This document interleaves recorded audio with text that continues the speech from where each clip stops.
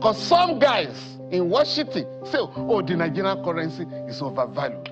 There's nothing wrong with floating your currency. There's nothing wrong in even devaluing your currency.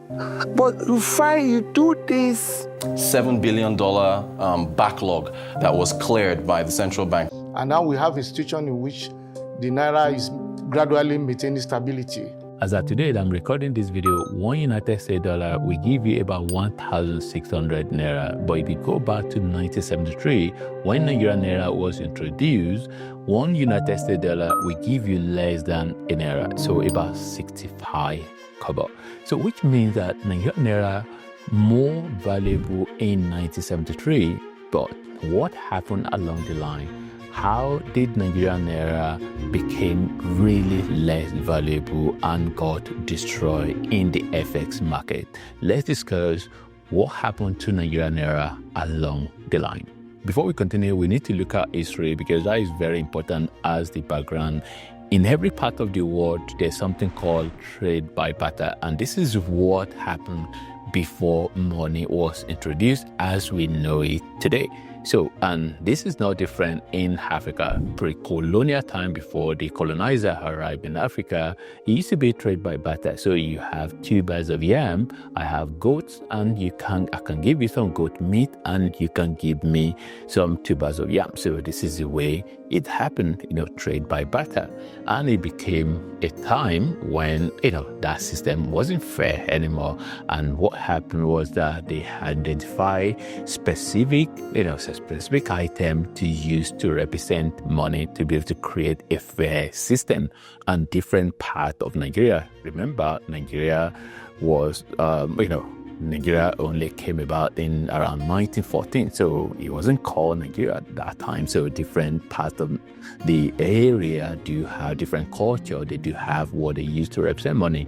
And of course, you have things like Manila, you have things like beads, you have things like cowrie. Cowrie was, of course, very popular, and then, of course, there were times where, silver, a coin and gold were used as money as well. But when the colonizer arrived, and then, of course, they introduced, over time, they introduced, some form of money, like shilling and a penny, all of this. So, and then later on, it became something that they then introduced their specific, money for the area. Of course, at that time as well, the Britain, they do have West Africa, currency board. So for the whole of their colony, like, of course, like Ghana and other countries that they have in West Africa. So, and then later on, it then became that, their pound, British pound is what they use today. So the British pound, at the time, one British pound were 2 Naira, 2 Nigerian Naira. So, that was before or about when, of course, they've been using the pound, but when, the independence was going to happen around 59, 58, 59, they had, started, the central bank at the time. So, of course, for the independence, so the central bank was set up around that period. So, and the pound, the British pound, was still the one that being used. British pound actually was produced in the 1900s, maybe around 1912, thereabout. So it went on till, the central bank was introduced. And then, of course, around 1973, that was when the Naira was battered. The Naira was born around that period, 1973. So when the Naira came about, it was just a case of, like compared to United States dollar now, which is the sort of more like the worldwide accepted, currency, even though there are a lot of battle going on, de-dollarization. When the oil boom came, where, oil has been discovered, of course, and then a lot of Nigeria selling oil and making money, and then, of course, you had the military coup and things like that. So having that lot of money, Nigerian leaders were just confused. They were like, oh, this is a lot of money. They just like, spending money recklessly. They're having a lot of projects, white elephant project. One of them that's very popular was the Ajaokuta project, and a lot of money just go on several projects, and even some projects that didn't get executed, and money just siphoned. So, and, fast forward, to a little bit modern era where Nigeria got into the trouble of IMF, the structural adjustment program where, you have to, do whatever. I'm not an economist, by the way. You have to do whatever thing that they recommend in terms of the IMF, and the World Bank. This is basically you're borrowing money from them. Before they can give you the money, they will have some things that they want you to do, right? So all these, changes, adjustment that you have to make for them to be able to give you the loan, then you do that. And then there are some of the genesis of this serious problem. If you devalue the currency of a country that is import-oriented, you are going to have astronomical rise in the prices of goods. And that is what has happened to our country. You devalue the currency in no simplest. Because some guys in Washington say, oh, the Nigerian currency is overvalued. The government has now come to the conclusion that the currency has been undervalued. So the central bank is currently looking for the actual value of the currency. We didn't need to go that far.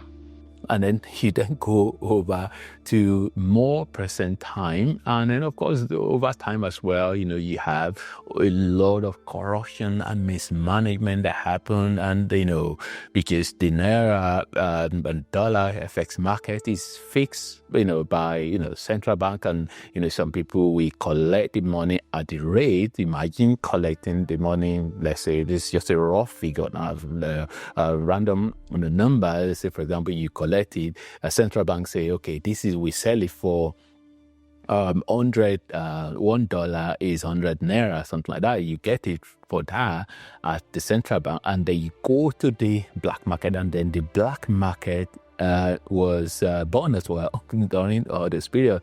Black market was born because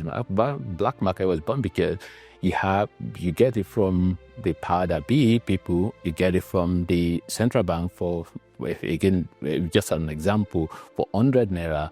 And then by the time you then sell it for double the amount, or maybe let's not make it too bad. Let's say you collect it for, at the rate of, 100 Naira, and then you go and sell it for 110 Naira. So that 10 Naira on each dollar, right? So if you multiply that by whatever amount of dollar you get, it becomes a lot of money. People become old millionaire overnight, People become really, very rich. So, and then it just go on, and And even the floating of the currency concurrently with that was an ingenious step, a very brilliant move by the president. Because we were having rent seekers in the economy who are feeding fat on the resources of the nation.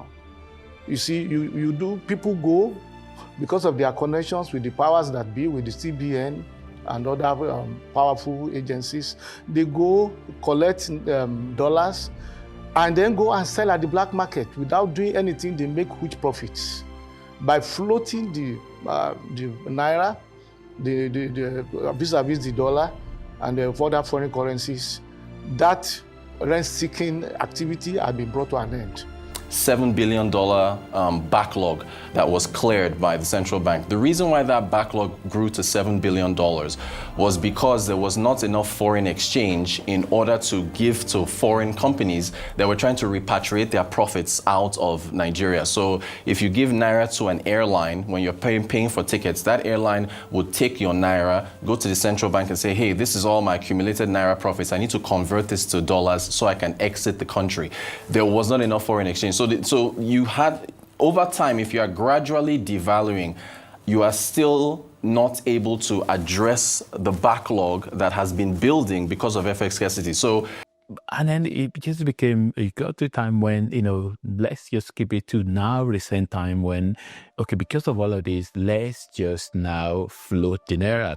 What that means in terms of floating the Naira, and this is something that happened like about last year, about 2 years ago. So floating the current government at the time I'm making this video, floating the Naira, meaning, of course, I'm not blaming the government that is there now, because this is something that has happened. Of course, it significantly go up because of the floating.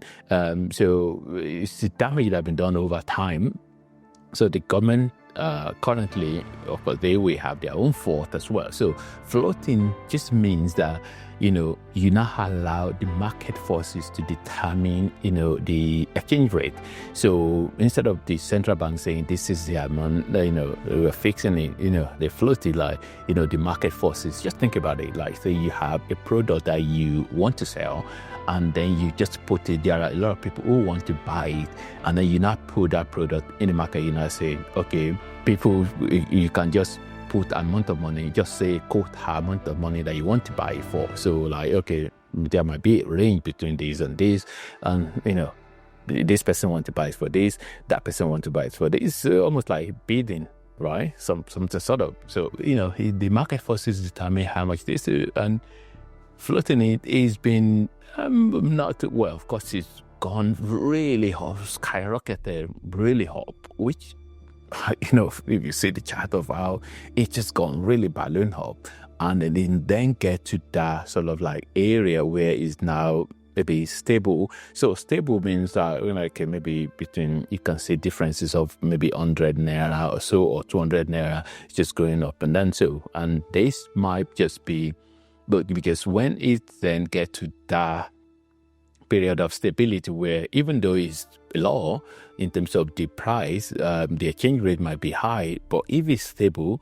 A third thing is the chart I've used several times that shows the gap between the parallel markets and the official rates. If you go all the way back to January of 2023, if your auntie in Florida was to send you $1,000, would you go through official channels and change it at 400 to get 400,000, or would you go to the parallel markets and get 800,000? You would go to the parallel market. So the official channels were suffering because of the fact that the parallel market was dictating the rate. So you see the chart moving all the way to the right to October 2020 when you have a unification. You don't need to go to the parallel markets, or it comes through official channels. And it was because the Naira is at a level where it is fully liberalized. You find the level. The government has told investors you can bring your money in and take it out. Foreign exchange comes in, you pay off the backlog, and you are able to unify the risk. And now we have a situation in which the Naira is gradually maintaining stability. In the last 1 year, the exchange rate has been reasonably stable.